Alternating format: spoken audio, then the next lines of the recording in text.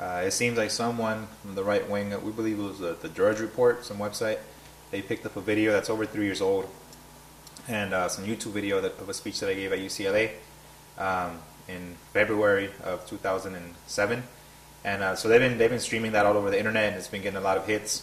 And they originally, the context that they gave to it was that the speech was given in response to what's been happening in Arizona, but that was false. So because of that, it's hit the mainstream media, especially Fox News, and within the last week and a half, there's been over more than 500,000 hits on YouTube on some of these videos. So this is in response to that. So recently, I've been asked, why is it that you speak with so much anger, why you speak with so much passion? And I think people have to understand the reality that our people face right now. And that's, if we're not under attack because of the color of our skin, whether it be in Arizona or nationwide, if we're not under attack because they're taking our homes, like the rest of the general American population, if we're not under attack by checkpoints in our communities that consistently target us for, they call them sobriety checkpoints, but they take our cars simply because some of our people are undocumented. These are the attacks that we face on every single day. So when they speak to us, whether it's Fox News or any other channel, and they ask us, do you really mean that? Are you sure you don't want to back away from your statements? Absolutely not. As Unión del Barrio, we will continue to represent the interests of our community, and we're going to be honest about it. We're not going to hold back about it. When we say something, we mean it. A lot of times when they look at our people, they're trying to paint us in a way that that we're either lazy or we don't work or we're stuck on welfare.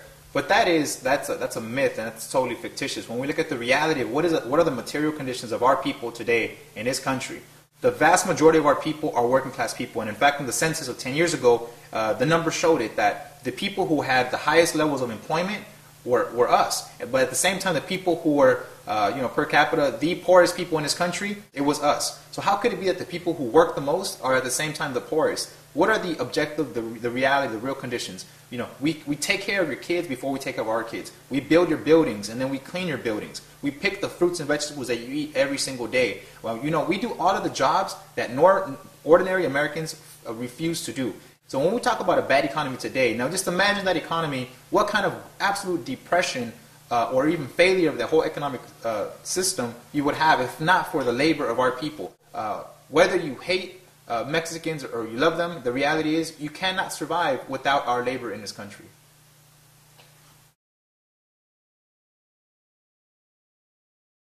At any one given moment right now, there's over 30,000 of our people that are locked up like animals in these detention centers.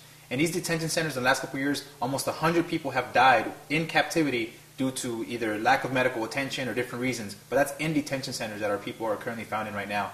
There are detention centers in this country specifically for kids or underage children, right? I mean, what kind of laws are these where they separate families, where they have kids in detention centers? This is not something that's happening somewhere else in the world. This is happening right here in the United States of America. There's over 30,000 people who are kept in captivity, and these are people that are there for only immigration-related reasons. These aren't people who sell drugs. These aren't people who killed someone, who stole something. These are people who are simply there because they don't have the documentation. They cannot work in this country legally. Over 30,000 people. Another way that our communities are constantly under attack are the raids, the immigration raids that are happening all over this country. We saw under the Bush administration how these raids escalated to an all-time high. We had massive raids in places like Iowa, places like New Bedford, Massachusetts, places like Greeley, Colorado, where hundreds of workers, or at least in Iowa, where more than 500 workers were taken away from their work sites. Not for killing someone, not for raping someone, not for selling drugs, but they were at work. And these people were taken away by the busload simply because they were working. But what's happening now under the Obama administration is that they figure that those raids kind of make them look bad, or they kind of give a black eye to the administration. So what they're doing now is instead of doing these massive raids, they're being much more efficient at the same policies that were implemented by the Bush administration. Now they're doing them at 5 in the morning at people's homes. So what we're seeing, there's been a 47% increase in the number of people deported under the first year of the Obama administration when compared to the last year of the Bush administration.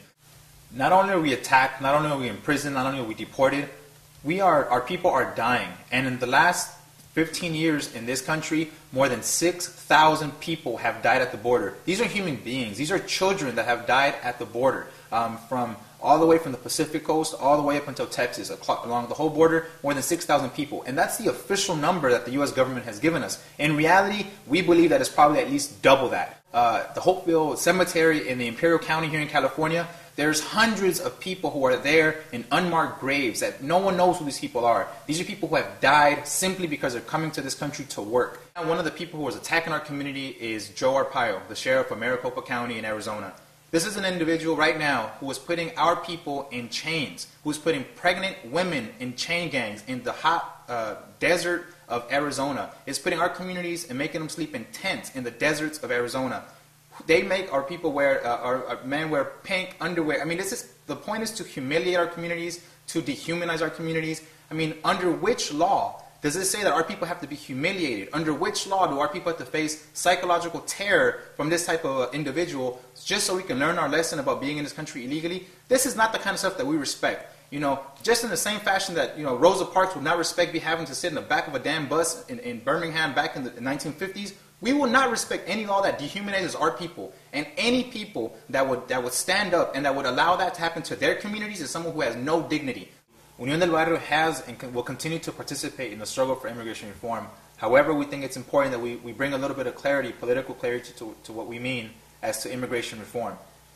We cannot accept what's currently on the table, what's coming out of Senator Schumer out of New York, or what we call the Schumer-Obama plan. We cannot accept that because we know that what really comes with that type of comprehensive immigration reform is much more repression, is much more persecution, is many more deportations for our community, really more terror to our communities. We cannot accept that. When we talk about immigration reform, we talk about an immigration reform that will immediately and permanently end the deportations of our people, will stop the raids in our communities that bring terror to the hearts of our people. That's the immigration reform that we're talking about. We want something where our people can live with dignity, where kids in San Diego don't have to be yanked off of the public transportation and deported while being kids simply because of the color of their skin, or whether it be in Arizona because of the color of their skin.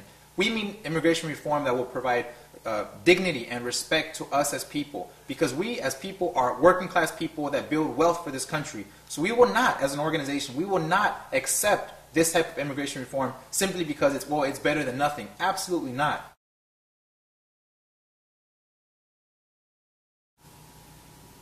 When the right wing in this country attacks Latino immigrants primarily, and they talk about the drug violence and how Mexico is so corrupt and drug violence and drug cartels and everything, you know, a lot of that is true. There are serious problems in Mexico with that, but what we have to understand is how that came to be.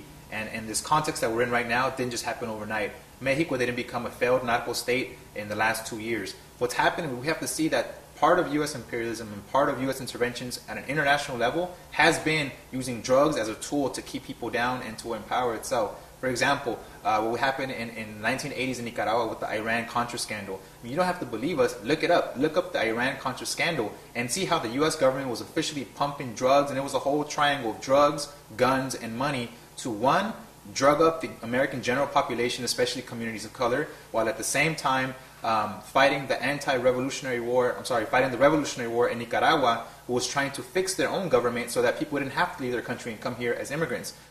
When people say, oh, why don't you go fix your own country in Mexico first so you don't have to come here? What we say to that is, people in Mexico are trying, but guess what? When the people of Mexico rise up to try to overthrow a bad government in Mexico, who is the first country there to support that government and to keep the people oppressed? The U.S. government. If you go to Mexico and you look at what tanks they drive around or what cars they drive around, they drive around Hummers. When you look at what weapons the Mexican military uses, they have American-made M16s.